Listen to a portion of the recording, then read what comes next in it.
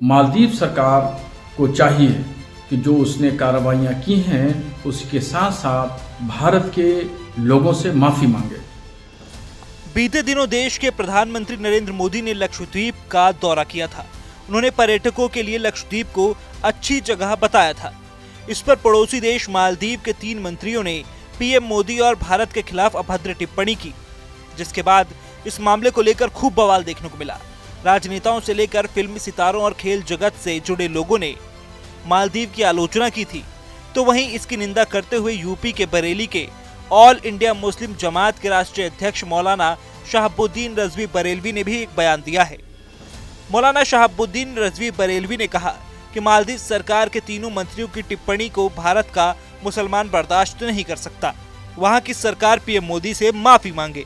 मौलाना ने कहा कि मालदीव को भारत ने हर मौके पर सहयोग दिया, हमेशा दोनों देशों के बीच अच्छे संबंध रहे। भारत ने गत वर्षों अपने स्वतंत्रता दिवस के मौके पर इस छोटे से देश मालदीव के राष्ट्रपति मामून अब्दुल कयूम को दिल्ली बुलाकर मुख्य अतिथि की हैसियत देकर मालदीव की शान बढ़ाई। मगर मौजूदा मालदीव की सरकार भारत विरोधी एजेंडे पर काम कर रही है। इस विरोधी एजेंडे के पीछे कौन सी ताकतें काम कर रही हैं, ये सोचने वाली बात है।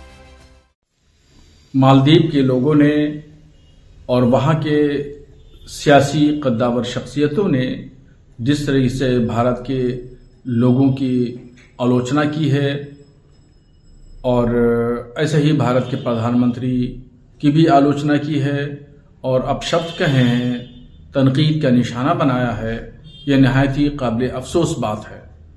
और भारत का मुसलमान इन तमाम चीज़ों को बर्दाश्त नहीं कर सकता।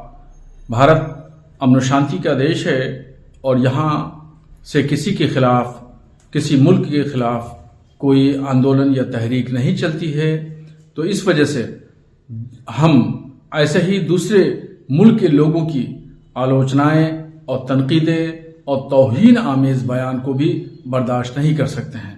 इसलिए मालदीव सरकार को चाहिए कि जो उसने कार्रवाइयां की हैं उसके साथ साथ भारत के लोगों से माफी मांगे। मौलाना शहाबुद्दीन रजवी ने कहा कि भारत का मुसलमान मालदीव सरकार के रवैये से नाखुश है और उसे नापसंद करता है, बल्कि हम इसकी कड़े शब्दों में निंदा करते हैं। मांग करते हैं कि मालदीव सरकार भारत के करोड़ों लोगों और भारतीय प्रधानमंत्री नरेंद्र मोदी से माफी मांगे।